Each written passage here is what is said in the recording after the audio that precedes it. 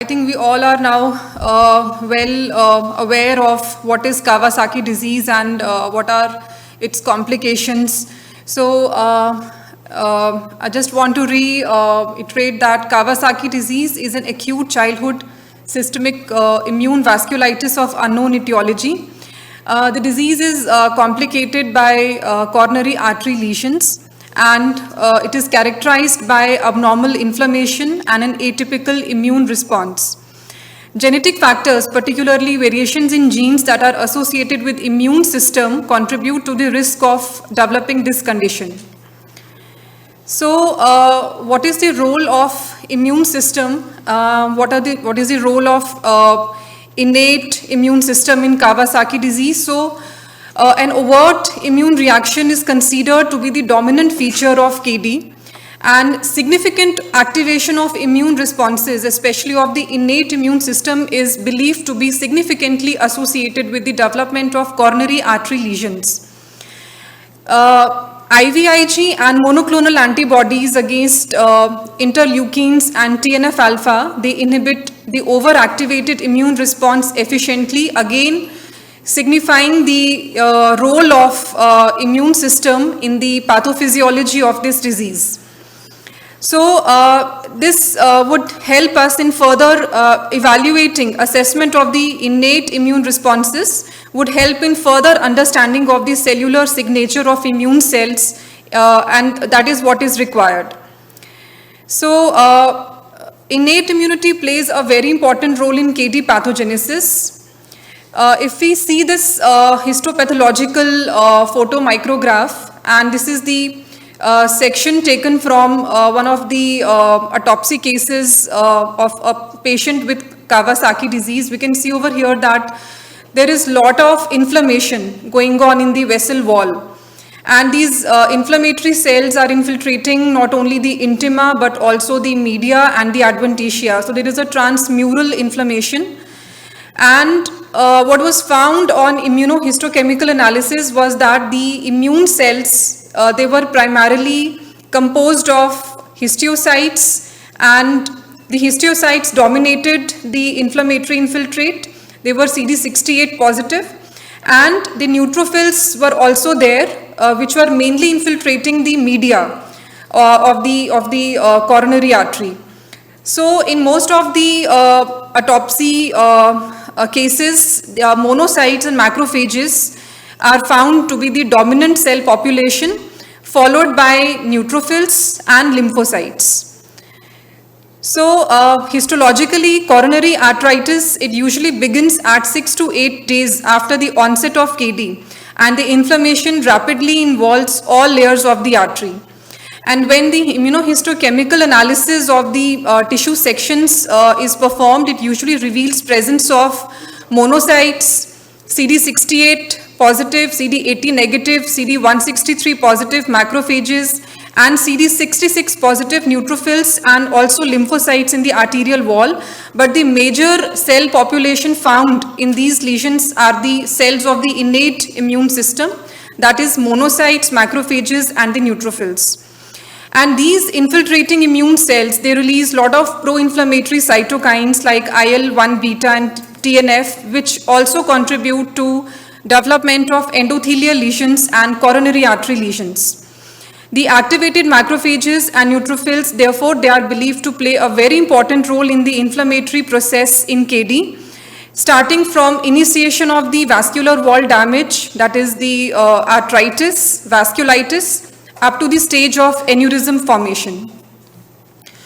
So starting with the role of neutrophils and how they damage the coronary arteries, so very little autopsy studies have been there, and this is one of the studies where they have shown that the neutrophils, they infiltrate media, and they usually damage the arterial wall in the initial phase, in the early phase of the disease. And although again monocytes and macrophages are the dominant cell populations, and usually the neutrophils, they appear and they peak in the early stage of KD, usually by 10th day of the illness. And in this picture you can appreciate that the neutrophils are infiltrating media, and they are positive for neutrophil specific elastase, and the macrophages are positive for this CD68 stain, and some T and B cells are also there. So in this study, they have shown that the neutrophils are involved in the damage which is caused to the coronary arteries in the early stage of KD, and the vasodilation can occur as a result of injury to vessel walls caused by neutrophils as well as macrophages. So at the tissue level, we have seen that the innate immune cells, they are causing the actual damage and disease pathology. So this is one of the studies by Chen et al. Where they have performed what is known as single cell RNA-seq analysis.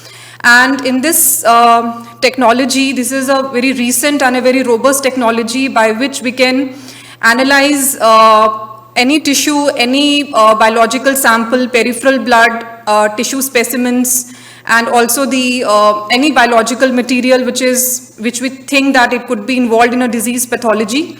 So in this study, what they have done is that they have isolated the peripheral blood neutrophils and found that the patients with Kawasaki disease, they show an increased signature of neutrophil activation genes which are associated with neutrophil activation.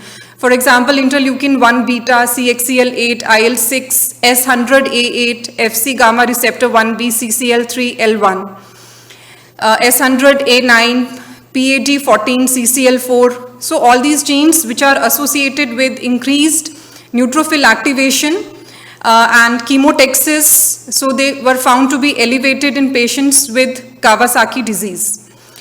So in this study, they have done a comparative analysis of neutrophil mediated immune dysregulation, and they compared KD with severe COVID-19, wherein they found that a predominant increase in IL-1 beta, CXCL8, S100A8, A100A9 is increased, and these cytokines are associated with neutrophil activation, and this was found in both KD as well as severe COVID-19 patients. And they also showed that there are around 219 genes that were shared between COVID-19 and KD, and they, based on the single cell analysis, they separated these genes into two clusters. So cluster 1 genes were primarily associated with the activation of neutrophil chemotaxis, chemokines, cytokine receptors, and signaling pathways. So they overall concluded that overactive neutrophils, they mediate the immune dysregulation in KD, and they sharing overlapping gene signatures and molecular mechanisms with severe COVID-19. So this is another study wherein the neutrophils, they were again investigated, and in this study the platelet neutrophil aggregates were analyzed, and the role of these platelet neutrophil aggregates in patients with Kawasaki disease was ascertained. And we can see that these aggregates, they are gated over here, so they are positive for markers for neutrophils, that is CD11B, and platelets, that is CD41. So the platelet neutrophil aggregates, they were found to be significantly elevated in patients with KD compared to the bacterial infection and normal healthy controls. And the patients who received IVIG had higher rate of formation of these platelet neutrophil aggregates compared to patients who received IVIG, post-IVIG, and patients in convalescent stage. And moreover, it was found that the platelet neutrophil aggregates, they were more prevalent in patients who developed the coronary artery lesions compared to those who did not. So another important aspect of the role of neutrophils is the formation of netosis, nets, which is neutrophil extracellular traps, and even these molecules, these nets, they have been investigated in these patients, and in this study by Jin et al., they have found that the formation of neutrophil extracellular traps was significantly higher in patients of KD when the samples of neutrophils were stimulated with PMA, the stimulating agent. It was the neutrophil traps, they were assessed based on the expression of the DNA dye, that is fluorescent dye, DAPI, neutrophil elastase, MPO, and finally the overall expression, the formation of netosis was much higher in patients of KD when it was stimulated, the neutrophils were stimulated with PMA compared to KD without PMA, and also compared to the healthy controls. And the netosis, it also positively correlated with high CRP levels, the inflammatory markers, CRP and also ESR. And there was increased formation of netosis, and it also correlated with NLRP3 mRNA expression positively in patients who developed NETs, the patients of KD with NETs, compared to the patients who did not develop NETs or who were without PMA. So the expression of NLRP3 and IL-1 beta was increased. The mRNA levels as well as the cytokine, the serum levels were also increased. So this was one of the studies from our unit by Dr. Ayush Srivastav, his MD thesis, wherein again the patients of KD, they were investigated for the presence and formation of NETs, and it was found that the NETs were much higher in KD patients compared to the healthy controls. And these were the dyes that which were used, again DAPI, MPO, and SYTOX, Cytox. So these dyes were used, and the formation of NETs was seen by immunofluorescence imaging. Now, what is the role of monocytes? So at the tissue level, again, you can see and appreciate that the monocytes, they play a dominant role. Although we don't see monocytosis in peripheral blood, but at the tissue level, at the level of coronary artery lesions, the monocytes, they are the dominant cells which infiltrate the vessel wall and involve all layers of the coronary arteries. And the monocytes have also been evaluated in multiple studies, and a recent study by Zheng et al., which is again a single cell RNA-seq based study, evaluated 2 KD infants and 2 healthy infants. And in this study, again, a very unique finding of this study was that the KD infants, they had increased levels, they showed enriched population of KD classical monocytes. So this was a subset of monocytes that was found in patients, in infants with KD, which were CD14 positive, CD16 negative. And these, the KD-CMs, KD classical monocytes, they expressed higher levels of certain genes, for example, cell and MELAT1 gene. So these monocytes, they were also evaluated by flow cytometry, and again, they were found to be higher in patients with KD compared to the healthy infants. And subsequently on gene ontology analysis, it was found that these monocytes, they are associated with, or they are contributing to the myeloid leukocyte activation, neutrophil activation and degranulation, and so primarily activating the neutrophils.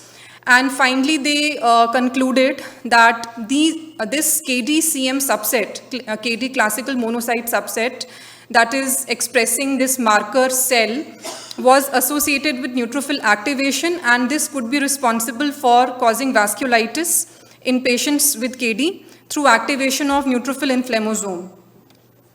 Another interesting study by Wang et al., again utilizing this single-cell RNA-seq strategy, evaluated 7 KD patients and 3 healthy controls.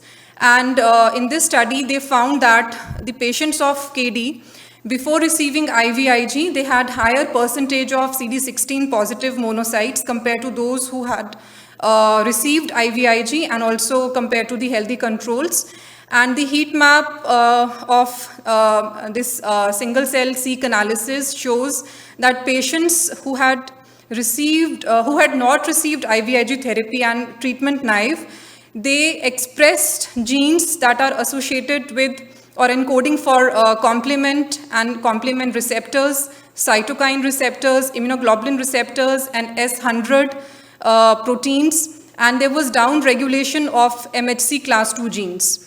And these monocytes, they also expressed higher levels of pro-inflammatory cytokines like TNF, TGF beta, S100 proteins, interleukin 1 beta. So again indicating that these are pro-inflammatory monocytes and they are playing a dominant role in acute phase of KD.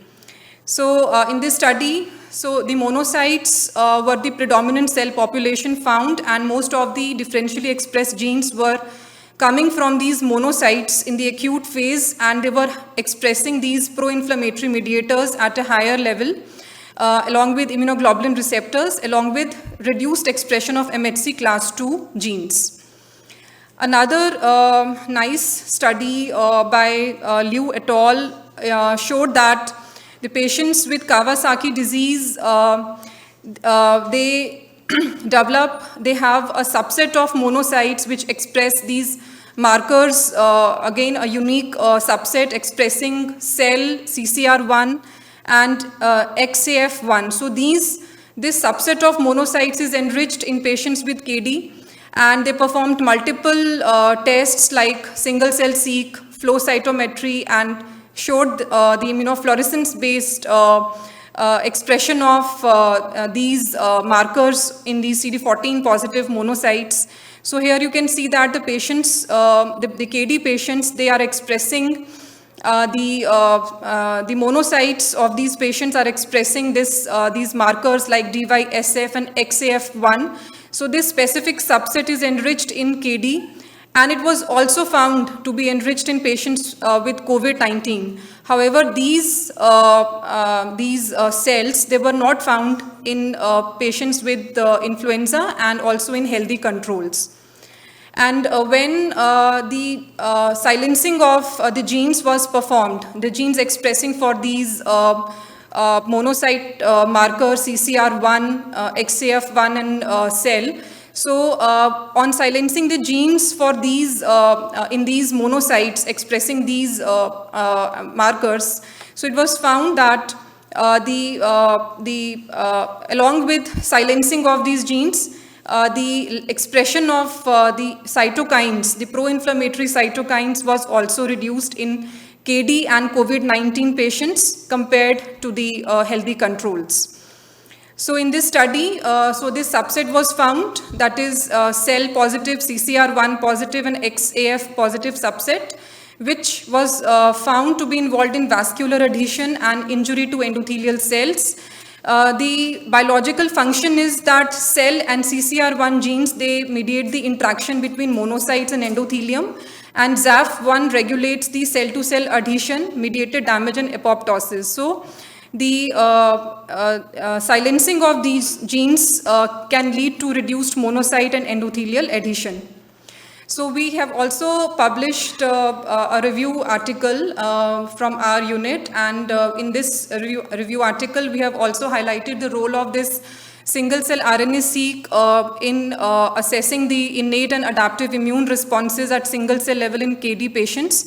And again, by using this technology, we can identify unique subsets, unique rare cell populations in KD and in our patients, and we can also, see whether these populations can be used as diagnostic biomarkers by validating them with other techniques like flow, and whether these specific populations, whether they correlate with the clinical phenotype like the coronary artery lesions, IVIG resistance. So all this can be taken up on a research basis. And in our center, we have also done a study where the monocyte platelet aggregates were assessed in children with KD. And the study was DM thesis of Dr. Vignesh, and in this study, the monocyte, just like neutrophil platelet aggregates, Monocyte platelet aggregates were assessed by flow cytometry, CD14 and CD41 dual positive cells. So these are the monocyte platelet aggregates, and again the rate of formation of these monocyte platelet aggregates was significantly higher in patients of Kawasaki disease, especially at the time of enrollment or admission compared to the febrile controls and healthy controls. And these monocyte platelet aggregates, they persisted for quite some time, and they were found to be present even at 3 months after receiving IVIG. So these can also be, these monocyte platelet aggregates, so they can be further investigated and in further studies, in larger studies, and they can also be used as potential diagnostic and prognostic biomarkers. Then in our unit, we have also done a DM thesis where we have investigated the role of PD-1, PD-L1 axis. So in this study, we have analyzed the monocytes again by stimulating them with interferon gamma, culturing them overnight for around 12 hours, and assessing the expression of PD-L1. So PD-L1 is expressed on monocytes when they are stimulated in normal health, conditions, and the usual pathway is that this interacts with PD-1, which is expressed on T cells, and it blocks the downstream TCR mediated signaling of T cells. So this was the DM thesis of Dr. Pallavi. And in this study, we found that the patients of Kawasaki disease, they had lower PD-L1 expression when the monocytes were analyzed compared to the healthy controls, and also compared to the other non-KD disease or febrile controls. So I just want to conclude by saying that Kawasaki disease is characterized by complex dysregulation of immune cells, and it can involve multiple immune cells, innate as well as adaptive. Identification of new genes and the rare cell types, which could be KD specific, may serve as potential disease biomarkers. And these new subsets, the new cell types, they may be associated with IVIG resistance or severe coronary artery lesions, or with atypical phenotype and may vary from patient to patient. So we can explore this technique, and we can do functional validation that in vitro, in vivo models can be, they can be performed to actually validate the biological relevance of the findings that we get from single cell seq, and this will help in, it will contribute to the pathophysiology of disease, and may give us newer insights into the disease pathophysiology, as well as will help in exploration of novel therapeutic strategies. So thank you.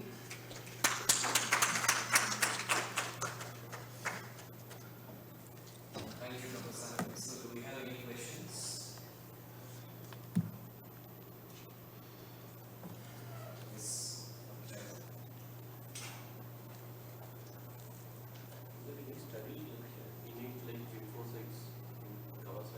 Yes. Yeah. So the topic was innate immunity. So yeah, there are studies where the role of adaptive immunity has been explored, and again, the single cell RNA-seq was primarily used to evaluate the immune cell composition in patients with KD.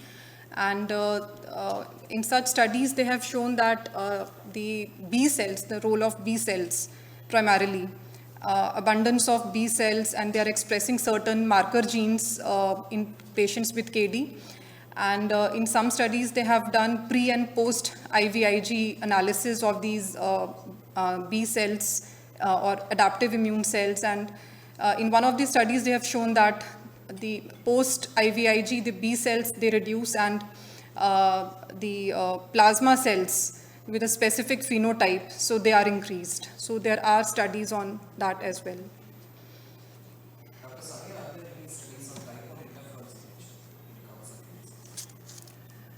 Type 1